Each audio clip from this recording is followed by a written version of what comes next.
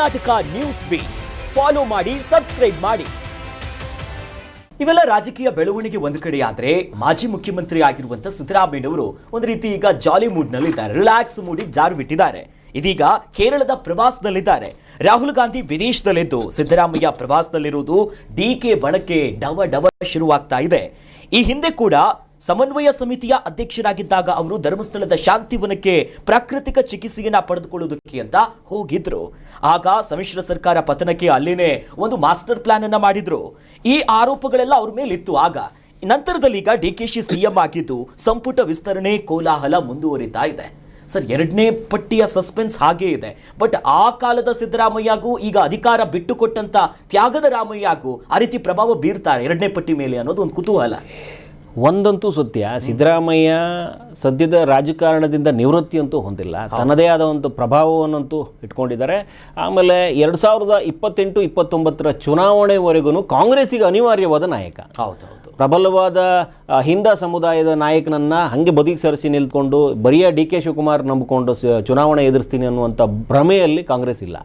ಹಾಗಾಗಿ ಒಂದು ಮಟ್ಟಕ್ಕೆ ತೂಕವನ್ನು ಉಳಿಸ್ಕೊಂಡೇ ಇದ್ದಾರೆ. ಇದು ಅನಿವಾರ್ಯ ಕಾರಣಕ್ಕೆ ಆಗಿನ ಮಾತುಕತೆಯ ಹಂತದಲ್ಲೇ ಮುಗಿದು ಹೋಗಿರುವಂಥ ತೀರ್ಮಾನಕ್ಕೆ 6 ತಿಂಗಳ ನಂತರದಲ್ಲಿ ಸಿಕ್ಕಿರುವಂಥ ಪಟ್ಟ ಇದು ಡಿ ಕೆ ಶಿವಕುಮಾರ್ ಅವ್ರಿಗೆ. ಅವ್ರು ಸ್ವತಃ ಗೊತ್ತಿತ್ತು ಕೊನೆ ಗಳಿಗೆಯಲ್ಲಿ ಡಿ ಕೆ ಶಿವಕುಮಾರ್ ಅವರೇ ಇದು ಆಗೋದಿಲ್ವೇನೋ, ನನ್ನನ್ನು ಬದಿಗೆ ಸಲ್ಲಿಸಿ ನಿಲ್ಲಿಸ್ಬಿಡ್ತಾರೇನೋ ಅನ್ನುವಂಥ ನಿಟ್ಟಲ್ಲಿ ಕೆಲಸ ಆಗಿತ್ತು. 3 ವರ್ಷದ ಸಂಭ್ರಮಾಚರಣೆಯ ನಂತರದಲ್ಲಿ ಒಂದು ದಿಢೀರ್ ಬೆಳವಣಿಗೆಯಲ್ಲಿ ಡಿ ಕೆ ಶಿವಕುಮಾರ್ ಬಂದು ಕೂತ್ಕೊಂಡಿರುವಂಥದ್ದು.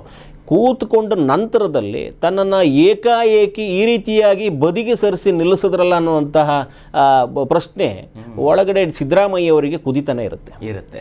ಆ ಒಂದು ಬೇಗುದಿಯಲ್ಲಿ ಒಂದಷ್ಟು ಬೆಳವಣಿಗೆ ಮಾಡಬಹುದೇನೋ, ಈ ರೀತಿಯ ಅಹಿಂದ ನಾಯಕನನ್ನು ಅಷ್ಟು ಗಟ್ಟಿಯಾಗಿ, ಯಾಕಂದರೆ JDS-ನಿಂದ ಬಂದಿರೋ ಉದ್ದೇಶನೂ ಅದೇ ಇತ್ತು. JDS-ನಿಂದ ಇವರು ಬಂದು ಚಾಮುಂಡೇಶ್ವರಿಯಲ್ಲಿ ಏನೇನು ಮಾಡಿದ್ರು, ಅಲ್ಲಿ ಏನು ಅವರ ಹಿಂದೆ ಒಂದು ಶಕ್ತಿ ನಿಂತಿತ್ತು, ಅದೇ ನಿಟ್ಟಲ್ಲಿ ಏನಾದರೂ ಬೇರೆ ಕೆಲಸ ಮಾಡಿಬಿಡ್ತಾರೆ ಅನ್ನೋಂಥ ಭಯದಲ್ಲೇ ಇವರು ಸಿದ್ದರಾಮಯ್ಯ ಅವ್ರನ್ನ ಬದಿಗತ್ತಿ ನಿಲ್ಲಿಸಿದಾದ ನಂತರದ ವಿಚಾರಣೆಗಳು ನಡೆದಿರುವಂಥದ್ದು. ಸೊ ಸಹಜವಾಗಿ ಪಕ್ಷ ನನಗೆ JDS-ನಿಂದ ಬಂದಾದ ನಂತರದಲ್ಲಿ ಎಲ್ಲ ಗಾದಿಯನ್ನು ಕೊಡ್ತು, 2 ಬಾರಿ CM ಆಗೋದಕ್ಕೆ ಅವಕಾಶ ಕೊಡ್ತು ಅನ್ನುವಂಥ ನಿಟ್ಟಲ್ಲಿ ನಿಷ್ಠಾವಂತ ಕಾರ್ಯಕರ್ತನಾಗಿ ನಾನು ಇರ್ತೀನಿ ಅನ್ನುವಂಥ ನಿಟ್ಟಲ್ಲಿ, ಮುಖಂಡನಾಗಿ ಇವರೆಲ್ಲರಿಗೆ ನಾನು ಏನೇನು ಪಕ್ಷದ ವಿಚಾರದಲ್ಲಿ ಸಹಕಾರ ಕೊಡಬೇಕು ಅನ್ನುವಂಥ ನಿಟ್ಟಲ್ಲಿ ಕೊಡ್ತೀನಿ ಅನ್ನುವಂಥ ನಿಟ್ಟಲ್ಲಿ ಏನು ಮಾತಾಡಿದ್ರಲ್ಲ, ಅಲ್ಲಿ ಸ್ವಲ್ಪ ಬದಲಾವಣೆ ಬೆಳವಣಿಗೆ ಆದಂಗೆ ಆಗಿದೆಯೇನೋ ಅನ್ನುವಂಥ ನಿಟ್ಟಲ್ಲಿ. ಹರಿಪ್ರಸಾದ್ ಅಧ್ಯಕ್ಷರಾಗಿ ಬರ್ತಾರೆ, ಯಾರಿಗೂ ಸೂಚನೆ ಕೂಡ ಇರಲಿಲ್ಲ. ಸತೀಶ್ ಜಾರಕಿಹೊಳಿ ಆಗ್ಬಿಡ್ತಾರೆ ಅಂತಂದರೆ ಸತೀಶ್ ಜಾರಕಿಹೊಳಿ ಅವ್ರನ್ನ ಬರಿಯ ಒಂದು ಇಲಾಖೆಗೆ ಸೀಮಿತ ಮಾಡಿ DCM ಪರಮೇಶ್ವರ್ ಅವ್ರನ್ನ ಮಾಡಿ ಇನ್ನೂ ಕೂಡ ಒಂದು ಪ್ರಶ್ನೆಯಾಗಿ ಉಳಿಸ್ಕೊಂಡಿದೆ. ಹೌದು, ಸತೀಶ್ ಜಾರಕಿಹೊಳಿ ಅವರು ಕೂಡ ಕಾಂಗ್ರೆಸ್ಸಿಗೆ ಮುಳ್ಳಾಗ್ತಾರ ಅನ್ನುವಂಥ ಭಯ ಈಗಲೂ ಇದೆ. ಸಿದ್ದರಾಮಯ್ಯ ಬಣದ ಪ್ರಬಲ ಆಸ್ತಿವಂತ ಮತ್ತು ನಿಯತ್ತಿನ ಬಂಟ ಜಾರ್ಜ್ ಕೂಡ ಎಲ್ಲೂ ಜಾಸ್ತಿ ಬಂದು ಮಾತಾಡ್ತಾ ಇಲ್ಲ. ನೀವು ಸಿದ್ದರಾಮಯ್ಯ ಬಣದ ಕೆಲ ನಾಯಕರುಗಳು ಒಂದಷ್ಟು ಅಂತರವನ್ನು ಕಾಪಾಡಿಕೊಂಡೇ ಬರ್ತಾ ಇದ್ದಾರೆ.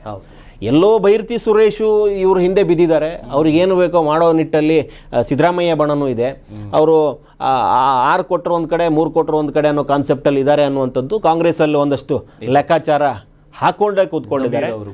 ಜಮೀರ್ ಲೆಕ್ಕಾಚಾರನೂ ಇದಾಗಿದೆ. 2ನೇ ಪಟ್ಟಿಯ ಹಂತದಲ್ಲಿ ಒಂದಷ್ಟು ಬೆಳವಣಿಗೆಗಳು ಆಗಬೇಕು ಅನ್ನುವಂಥದ್ದಿದೆ. ಯಾಕಂದರೆ ಸಿದ್ದರಾಮಯ್ಯವರ ಪಟ್ಟಿ ಭಾಳ ದೊಡ್ಡದಿದೆ. ಸಿದ್ದರಾಮಯ್ಯವರ ಪಟ್ಟಿಯಲ್ಲೇ 2ನೇ ಪಟ್ಟಿ ತಯಾರಾಗುತ್ತಾ, ಆ ಪಟ್ಟಿಗೋಸ್ಕರನೇ ಇವರು ಒಂದಷ್ಟು ವಿಶ್ರಾಂತಿಗೋಸ್ಕರ ಕೇರಳದಲ್ಲಿ ಕೂತ್ಕೊಂಡ್ಬಿಟ್ಟಿದ್ದಾರೆ.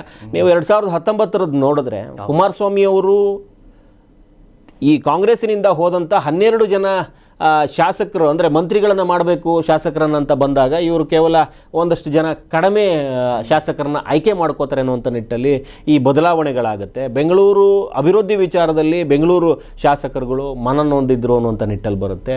ಸೊ ಇದೆಲ್ಲ ನೋಡಿದಾಗ ಒಂದಷ್ಟು ಅವರು ಪಕ್ಷಾಂತರಕ್ಕೆ ಅಂದರೆ ಕಾರಣ ಬೇಕಿತ್ತು.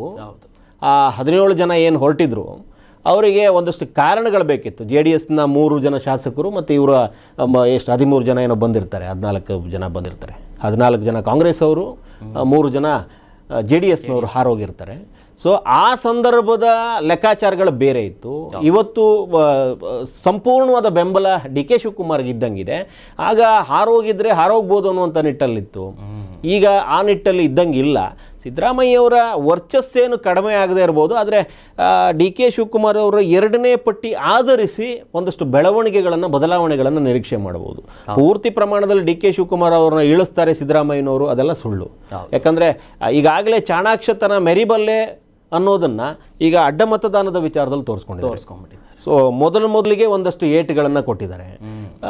ಡಿ ಕೆ ಶಿವಕುಮಾರ್ಗೆ ಆ ಶಕ್ತಿ ಇರೋದ್ರಿಂದ, ಆ ಬಲ ಇರೋದ್ರಿಂದ ಅವರು ಪ್ರದರ್ಶನಕ್ಕೆ ಯಾವಾಗಲೂ ರೆಡಿ ಇರ್ತಾರೆ. ನೋಡಬೇಕು ಎಲ್ಲಿವರೆಗೆ ಹೋಗಿ ನಿಂತ್ಕೊಳ್ಳುತ್ತೆ ಇದು ಅಂತ. ಆ ಮೂಲಕವಾಗಿ ಒಂದಂತೂ ಬಹಳ ಸ್ಪಷ್ಟವಾಗಿ ಗೊತ್ತಾಗ್ತಿದೆ ಮುಂದಿನ ಹೆಜ್ಜೆಗಳು ಏನಿದೆ ಅಂತ. ಕರ್ನಾಟಕ ನ್ಯೂಸ್ ಬೀಟ್ ಫಾಲೋ ಮಾಡಿ, ಸಬ್ಸ್ಕ್ರೈಬ್ ಮಾಡಿ.